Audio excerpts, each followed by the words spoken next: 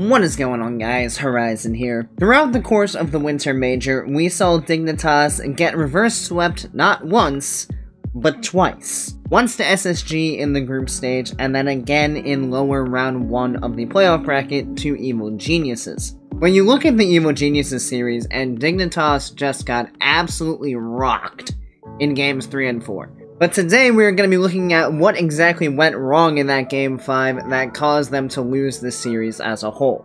Before we jump into it though, if you guys do enjoy the content such as the pro replay analysis or anything else that I do, please consider clicking that subscribe button right down below. It really helps me out and I really do appreciate it. But without any further ado, we're going to be kicking this off through the perspective of Joreuz. Now, as I always say with these, I am not a pro player. I will never be a pro player, so I am not as good as these guys. So I in no way think that I can do anything better than these guys, but we're going to take a look at what Dignitas here gets up to in Game 5 and what they might have been able to do better to prevent themselves from dropping this heartbreaking series.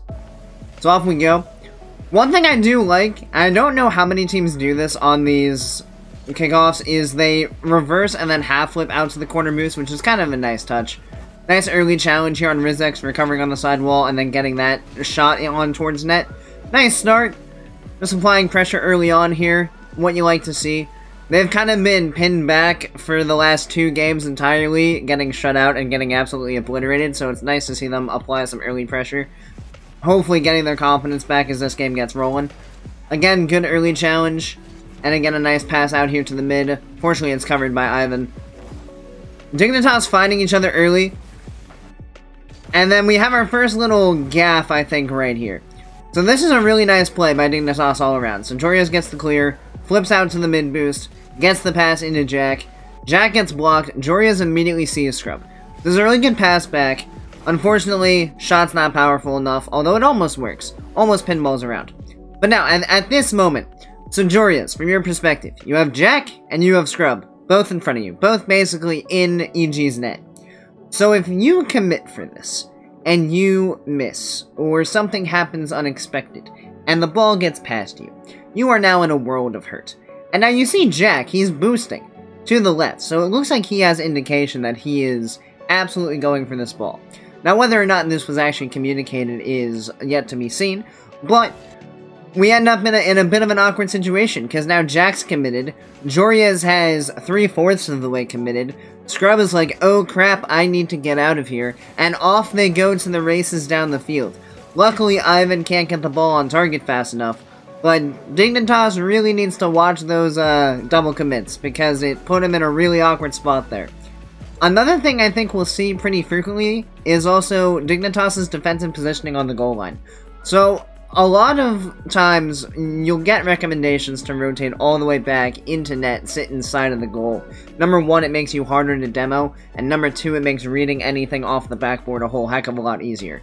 But Dignitas, in general, positions right on the goal line. And we'll see a couple situations later in this game where that might cause some issues, that it might be more beneficial to be in the back of the net. But of course, by being on the goal line, you can also attack the ball a lot faster, and these guys trust their reads way more than the majority of players in this game. But just a thing to keep your eye out for is that defensive positioning there on the goal line. Coming in for the challenges is fine. Again, this is a really good thing that you're going to see a lot of pro teams do, is just providing their teammates with passing options. Joreuz is staying upfield, giving an outlet to Scrub, passing out of defense, as I stated in the BDS G2 series that I covered last time, and very good to provide your teammates with passing options out of defense. Really makes it harder for the opposing team to stop the clear. Just kind of playing chill third man here, not too much going on. Gonna drop the pass down nicely to Jack. Good pressure here. Unfortunately, he doesn't get the boost, and this is the second time that we're gonna see this kind of cut across to touch the ball. We saw this once from Jack, and now we're going to see it from Joreuz. And Scrub's going to be in the exact same position we saw Joreuz in earlier. The Rizzo is coming down here. And now I guarantee Rizzo is looking at Scrub, which is why he's not like right behind this ball, because he's estimating the challenge with Scrub. So it's not necessarily the worst thing that Joreuz is coming across here, but Scrub is going to get really, really close. So I don't know how quickly or how early this was communicated, but Scrub's gonna get real close. And now, you'll notice the situation that Dig finds himself in again. So Scrub's just committed. Joreuz has committed. He's on 12 boost. Scrub's probably low too, seeing as how he just went in for a challenge. So now it's up to Jack to pretty much prevent a counterattack from developing for EG. Luckily, Joreuz goes ahead and gets that boost, and Scrub goes and gets the other mid boost. But then this is just a bit of a weird touch. So this happens, Joreuz watches Scrub commit. He comes and gets this boost. Scrub, I guarantee, is communicating that he's going out to the left mid. I would hope. So it's a bit weird, seeing as how Jack's pointing backwards, so he's not going to be able to attack this ball, and Scrub is probably off getting boost. Why this is the touch? Now, what I think would be great here, and keep in mind, Dignitas is 3 incredible 1v1 players. They all have their background in 1v1, which means dribbles, 50-50s are all right in their wheelhouse. So, I feel like they need to play more to their strengths in this situation. So instead of flipping this ball to the left, if he basically just does this exact same thing, but instead of flipping, he just drops it and lets it roll, Ivan's jumped. Ivan's gone. He ain't touching anything. That doesn't really matter. So, he could have just caught this ball and then taken it down on a dribble, and then he would have had a chance to control possession. But instead, he kind of just chucks this ball into the middle of the field, and it gives possession right back to EG. Luckily, Jack does a really good job on defense here, and Joreuz avoids the bump, which is very good. And then, this is going to be the first goal for EG, and it's a bit of a weird one. So it kind of all goes back to this giveaway of possession, because this whole play starts when Joreuz gives away this ball. So Joreuz gives away the ball. Catalysm takes it on a dribble, takes control, which is really smart, gets the flick. Jack does a really nice job of getting this to a safe place, right? He doesn't want to drop this in the middle of the field, he doesn't want to hit it into the ceiling, he wants to put it to the sides of the field where EG cannot immediately attack this, which he does a really nice job of. And then Joreuz avoids the spawn from Catalysm, which is great. But now here's the thing. So currently, Rizzo, full control of this ball on the sidewall. He has absolute control. So it is really risky to jump at this. Because here's the other thing. Rizzo is behind this ball. If I'm Joreuz in this situation, I'm not jumping at this. I am just driving forward and hitting Rizzo. Because if I hit Rizzo, the play dies. And if I hit Rizzo, there's a very good chance that Rizzo gets hit into the ball. And by doing this, he would have completely removed this entire attack. And it would have left more time for Scrub and Jack to really deal with the play, because Rizzo wouldn't still be on this ball. And then unfortunately for Jack, there's not a whole lot he can do here, because Joreuz gets beat, Scrub gets beat with the pass, and Jack has this shot from Ivan covered. And Ivan fakes it. So really nice play from EG there to fake that shot. But this all goes back to just Joreuz not jumping here. Even if he just, like, fakes this and parks in front of Rizzo, he doesn't have to do anything, he just has to stop in front of him. And this play dies. But unfortunately, not to be. Dignitas gonna go down 1-0. Still plenty of time, no worries yet. On we go. See what we get up to next. Would have kind of liked if Joreuz could apply more pressure to Rizzo on this challenge. Now, I will say that Rizzo reads this way faster than Joreuz. So, as soon as Rizzo jumps, Joreuz makes the right call to not jump, because he's not going to beat Rizzo to the ball at this point. But you would like to see Joreuz just have the confidence to go for this and try to contest Rizzo in the air, just so it's not a free touch. Come back. Jack does a good job to gain control, and this is what I mean. Like, look at how good Dignitas is with the ball on the ground. This is where they specialize, because he beats 2 players. And then he almost beats a third in Rizzo. Oof, bit of a mistouch here by Joreuz. I think he needs to realize that he's first to this ball, and he needs to just find any way to get this around Ivan. And I think the best way to do this is where this ball is bouncing, it's not going to bounce up, it's going to kind of just hit the ground. So I would almost flip into this so that my wheels then catch on the wall after hitting the ball, and then the ball would roll straight up the wall. Which means I would be able to follow this up. But by going for a pinch, he slightly misjudges where the ball is going to land. And it gives him a lot less of a chance to get an ideal touch. If he flips into this, then he has more surface area coming at the ball, and it will be from a lower point. So it'll force the ball up the wall. Whereas what he's doing now is with jumping, I think he anticipated that the ball was going to be a bit higher up, so he was going to pinch the bottom of the ball up towards the ceiling. But unfortunately, the ball just kind of bounced a little flatter than he expected, so he caught in the middle of the ball instead, and it kind of just killed the ball's momentum a bit, and gave away possession to Ivan. Luckily, no harm, no foul. Defense gets back, so not too much of a worry there. And again, you'll notice the little bit of hesitation here on this ball. So he comes back, and again, you'll notice the same defensive positioning of sitting right on the goal line. They don't rotate all the way into net. And then, like, you can tell he's not super sure if Rizzex is going to hit this, but there's no threat in this ball, right? If Rizzex hits this, there's no way he's shooting this with where he is. That is not a shot at all. But now, because he was on the goal line and he came out of net, he now can't really attack this ball at all. He's got to, like, turn around and then get up to it. And there's a really awkward play off the back wall. Really good attempt at a recovery here, because he gets the touch and gets it out. But then, I feel like Dignitas' communication needs to be more clear, because Joreuz is about to waste 30 some odd boost to do nothing, because Scrub's going to come from underneath him to get the clear. It's a little bit unfortunate. Joreuz probably could have just floated instead of wasting all this boost. And this probably comes down to communication, in just Scrub letting him know earlier that he's going for this, because then Joreuz could just stop boosting and not waste all of this. Because, oh boy, that's a lot of boost to use. Because now he's down to 0. Luckily the corner spawned, so he's able to pick that up. Playing the wall, all good, waiting for the ball to come across. Easy clear. I'm never normally a huge fan of going to the opponent's half to get boost, and here's why. Because if you're gonna go to your opponent's half to get boost, you ideally want to have possession of the ball. Because if you're in your opponent's half, think a la Method from like Season 4, where a lot just sat upfield and waited for Magnus and Mertzy to get the clears up to him so he could redirect the ball into the net. That's the only time you really want to be going for your opponent's boost, is if there's a chance that your teammates are going to bang the ball up to you in the near future. In this situation, EG has total control of the ball. So by coming all the way down here, you're just putting your other two teammates in a 3v2 for absolutely no reason.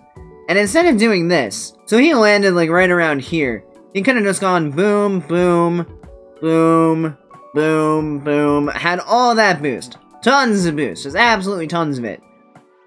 So he would have had a pretty similar amount of boost and been back in the play a lot earlier than if he had gone all the way over there. And based on where this ball is going to end up, it would have been extremely beneficial for him to be able to attack the ball from this direction. The ball comes down.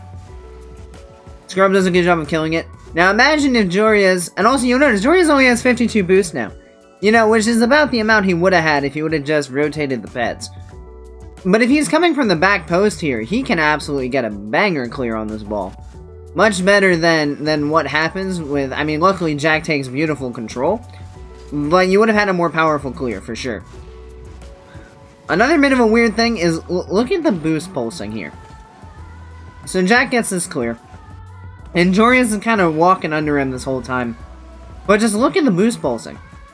Like, there's no reason to waste this much boost for no purpose. Like, this isn't gonna serve any purpose in doing this. You're just kinda wasting boost. And yeah, he's picking up pads as he goes, but he's still getting rid of boost for no reason. If he just drives forward, he's gonna end up with more boost. But he used a bunch of it, so it kind of is a net 0. Which isn't what you want. You want to be gaining boost if you can. Good offensive posturing here from Dignitas. Just waiting to see what happens. Not doing too much, chilling out. Good aggressive challenge. You like to see this. Scrub's getting the pass. Might as well go for it. Best case scenario, you get a block. Worst case scenario, Rizzex gets the ball. But Jack's back, so we're not too concerned. Good fake by Jack. Again, the dribble play is coming out. And oh, look at that. Controlling the ball on the ground is going to get Dignitas a goal. Go figure. Now, I will say the demo from Scrub onto Catalysm. I think it's Catalysm. Is it Catalysm? No, onto Rizzex. Is really good because that's the player that would have been patrolling that back post and would have had that clear when the ball came across. But that demo absolutely removed any possibility of a save there from EG's repertoire. So on we go. Awkward positioning here from Dignitas for sure. You see all players are just all bottled up on the same side of the field. So if we hop out here, like, all three of them are in the same area. So currently, if the ball manages to come over to the right side of the field for EG, they have free reign over all of this. And if we look at what happens, the scrub gets a clear, and it's a decent one. But the thing is, look at all the space. Because Joreuz is patrolling back post, AppJack's getting chased by Catalysm, Rizzo has a free touch, and look at all the space to his right side. For Jack to attack this ball, number one, he's probably low boost, so he has to get this first, and then attack the ball. So Rizzo just has this free bang of a touch, and then he's able to fake it and drop the pass down to Ivan. And you'd really like to see someone from Dig be able to attack that ball earlier. It seems like they're giving way too much space to EG in this game, and that EG is able to get free touch after free touch, fake things, drop balls to teammates, free shots on net, things you don't really want to have happening, and Dignitas isn't doing an overly great job of challenging these plays early. They're kind of leaving it until the shot's coming on, and then attacking the ball, and at that point you're just at the mercy of what EG is able to do. Because if we look at this from, like, Joreuz's perspective, so everyone's stuck on the same side of the field. Scrub gets the clear. And now just look at all the space to the left side. Tons of space. No one can check, no one can challenge, no one can challenge. Oh, here comes the shot, now we can challenge. And just, you're leaving way too much to chance. And like, okay, EG, I hope you don't hit this shot absolutely perfectly, or else we're screwed. And I think this is going to start the siege that causes Dig to lose their second goal. It's just a lot of awkward positioning. I mean, look at how Jack ends up here on this back wall. He's pointing down. He can't even make a play on this ball, and Scrub is backwards. So no one from Dignitas is able to attack this ball. So again, it's another free ball for EG. And how exactly did Jack find himself in this predicament? Let's take a look here. So Scrub makes this challenge. Jack challenges Catalysm, gets bumped. He lands on the wall. Okay. So from here, you want to keep your options as open as possible, which means remain neutral on the wall. Unless you're 100% positive that the ball is going somewhere, don't point your nose and drive in a direction until you're 100% sure. So he comes across, this is fine, like right here, this is absolutely perfect. Because from this spot, he can attack any ball that Ivan's going to come up with, absolutely anything. But then as soon as this, like even before this challenge comes out, he's going down. And look at the angle of the challenge. Like, there is absolutely zero chance with how Joreuz is attacking this ball and where Ivan is, and this ball is going down. Because Ivan's in the middle of the ball, and Joreuz is below the middle.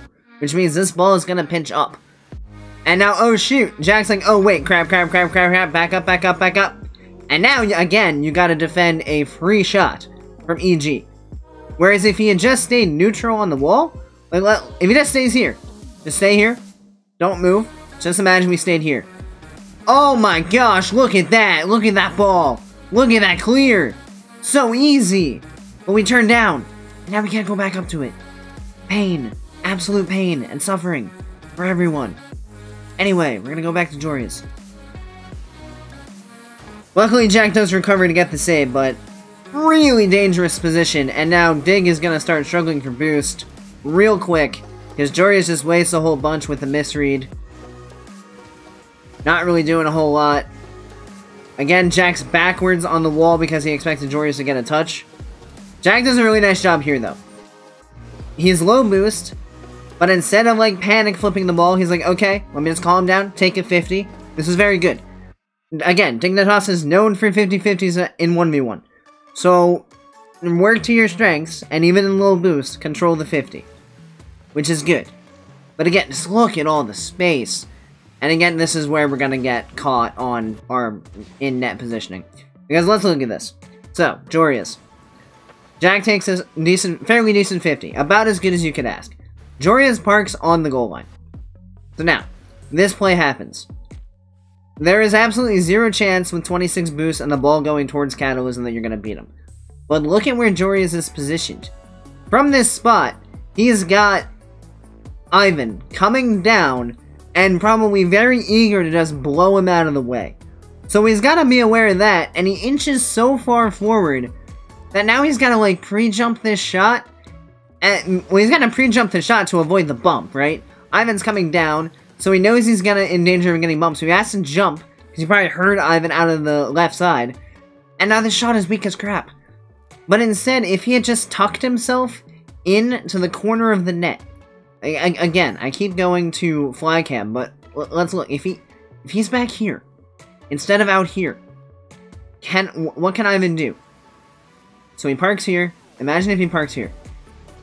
Ivan's not going. Even if Ivan does go for this demo, you can avoid it pretty easily. And then you can make a play on this ball. Because from here, you can cover just about anything you want. But from out here, like, you got him challenging you, you got a shot coming, like, what are you gonna do from out here? You could do so much more from in here. This is so much safer. Really weird positioning choices, just all around from Dignitas a lot of times in this game. And I think that's one of the big things they could work on. Now, this is probably just the way they do it, so, I mean, it's worked several times. But in this game, it's catching them out a couple times and making plays really awkward when they don't necessarily need to be. But on we go. Still a minute 25, plenty of time. Lovely control here from Joreuz. And again, this is where we're going to see Dignitas' 50-50 prowess come into play. Because look at the way Joreuz gets this challenge. He takes wonderful control of the ball, gets the flip out, and then look at the way he positions himself for this challenge. So number one, he's positioning with the underside of his car, which means two things. Number one, when he gets this 50-50, he's going to get a lighter touch on the ball because he's hitting it with his wheels. Secondly, because he's challenging with the underside, he's going to get a flip reset off of this challenge, which means he's able to recover faster. So this is what pros do. They consider their recoveries in their challenges. And you can see the reset being used there to get the wave dash on the ground. And then EG just finds themselves in a really awkward situation.